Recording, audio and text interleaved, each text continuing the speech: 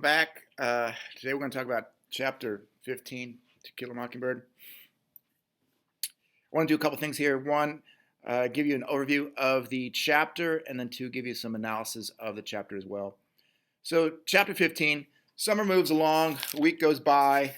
Dill has made another plan to make Boo Radley come out, a safe fellow plan. They're going to leave a trail of lemon drops. Then we quickly get into a group of men appearing outside of the Finch household. They're there about the trial and moving Tom Robinson to the county jail and the possibility of trouble arising from that move. And here's the dialogue on page 166. Trial will probably be Monday. You can keep him one night, can't you? I don't think anybody will make him begrudge me a client with times this hard. And Link, that's Atticus. Link Diaz says, nobody around here is up to anything. It's that old Sarum bunch I'm worried about. Can't you get what is it, Heck? A change of venue, said Heck Tate. Not much point in that now, is it? Besides, Atticus was saying, you're not scared of that crowd, are you? Know how they do when they get shinied up. They don't usually drink on Sunday. They go to church most of the day. This is a special occasion, though. Mr. Link Diaz adds, don't see why you touched it in the first place. You got everything to lose from this, Atticus. I mean, everything. Atticus responds, do you really think so? This shows you that there's a division in the town. You have this group from Macomb that are supporting Atticus. You have other groups in Macomb and outside of Macomb that are against him and against the actual trial. Then we get into this Atticus in church by himself. Scout says he likes to sit by himself in church. And then you get Atticus walking, his peculiarities. Our father had a few peculiarities. One was he never ate desserts. Another was that he liked to walk. So Atticus walks to town and back every day. He says this is his only exercise. He walks about 2 miles a day. And then one night he takes a car into town just to make sure that there's nothing up. And this alerts Jim because he doesn't walk to town. He takes a car. And so Jim and Dill and Scout sneak out of the house. The three children see Atticus reading by the jail.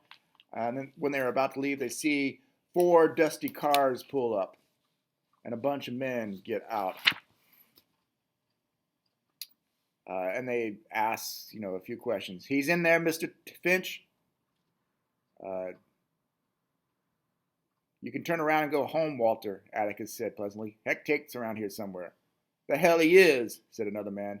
Heck's bunch so deep in the woods, they won't get out till morning. Indeed, why so? Called him off on a snipe hunt. That changes things, doesn't it? It do. And Atticus responds, do you really think so? A snipe hunt is a hunt after something that doesn't exist. So they've called Mr. Tate and the sheriff department to go look for something that's not there. And of course, Atticus is outside the jail cell with Tom Robinson, and this group has come to actually lynch Tom. So they want Tom, and Atticus is there protecting him. Scout quickly runs to Atticus, and Jim and Dill follow. Scout quickly realizes that she doesn't know these men. There was a smell of whiskey and pigpen about, and when I glanced around, I discovered that these men were strangers. They were not the people I saw last night. Hot embarrassment shot through me. I had leaped triumphantly into a ring of people I had never seen before. So Scout looks around and she finally notices Mr. Cunningham in amidst this crowd. And this crowd is asking Atticus to send the men, the children home. They're going to take Jim and do something to Atticus if they need to. And so this is on 175. Scout says, hey, Mr. Cunningham, how's your entailment getting along? Don't you remember me, Mr. Cunningham? I'm Jean Louise Finch. You brought us some hickory nuts one time, remember? I go to school with Walter. He's your boy, ain't he? Ain't he?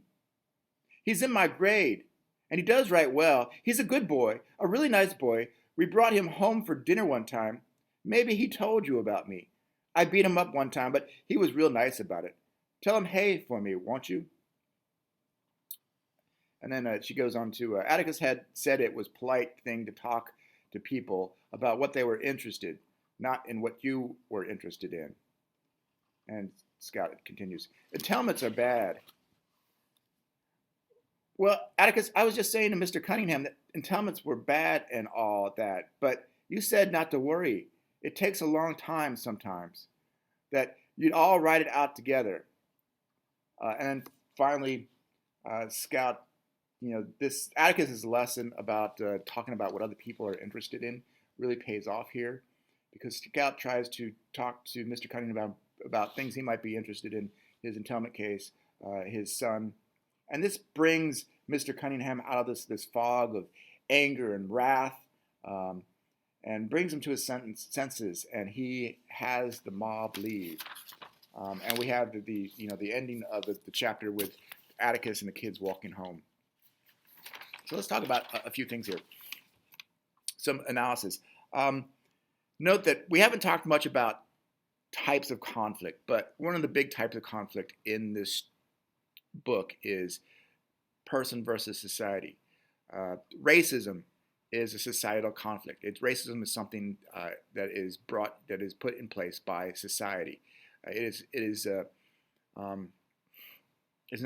is person versus person, but the big conflict is person versus society. Racism is taught. Racism is a product of society that's outside of just one person. We also have some motifs. One motif here that reappears, and a motif is anything that reappears more than once in a novel or in a piece of writing. Usually it refers to symbols and things that reinforce the main ideas, the main themes. So you have entailment here. Remember, entailment is land passed from father and son. It's part of law where you can't sell the land. It must go down to your ancestry. This idea of Scout bringing up entailment, does two things. One, it does bring back Walter Cunningham into this idea of what's important to him, and the fact that Atticus has done some work for him before. But it also brings this idea of the racism of Maycomb, the usual disease in Maycomb, which is passed from father to son, and the fact that it takes a long time to get over this. It's something inside the law, but everyone has to work together to sort of overcome it. And then you have this motif of Joshua Finch. Joshua Finch appears again, and Joshua Finch is the Finch that tried to shoot the president of the university, spent some time in jail, went around the bend, according to Atticus, and cost the family $500. But he was also different than those people around him. He fought the system. And this is what Atticus is doing. He is fighting the system, which is, again, person versus society. The system is racism. The town has built this system, and it's one of the things that controls people within it. Then you also have some allusions here. One is the KKK, the Ku Klux Klan, which is, a Ku Klux Klan is a group of people, mostly men that walk around in white sheets. It's a white supremacist group. Even though Atticus says that there hasn't been a KKK in Maycomb for years, that this mob is a type of KKK, except for they don't wear hoods. Also, that this idea of KKK again is wearing hoods is like a ghost mystery. If you want to compare that to Boo Radley, what is the real spook in Maycomb? It's racism, not Boo Radley. You also get this story about Sam Levy on page 167, 168. Levy, the last Ku Klux Klan in Maycomb, Levy sort of awakened the mob, this group of KKK who was parading outside his house, telling them, yelling at them, telling them that he had sold them the shirts, the sheets that they were wearing, and made them so ashamed that they went home.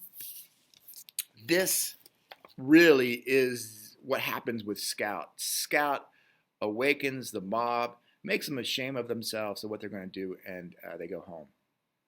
Then you also have an allusion to Henry W. Grady, who was a politician and orator. This is on 166. Atticus sometimes makes Jim read the writings of Grady when he, when he made it. Do you really think so? And then read this. And Jim would struggle through the rest of the evening through the speeches of Henry W. Grady. Henry W. Grady was the man who helped the Confederate States re-enter the Union. And really another thing that this chapter is doing is Atticus and Scout are trying to help this mob sort of re-enter society, to get over this Southern racism that exists in the town. There's also this return to the Mad Dog here. I know the Mad Dog appeared a few chapters before. I think it was chapter 11, 10. The mob here is loosely connected to the KKK and is out to take the law in their own hands.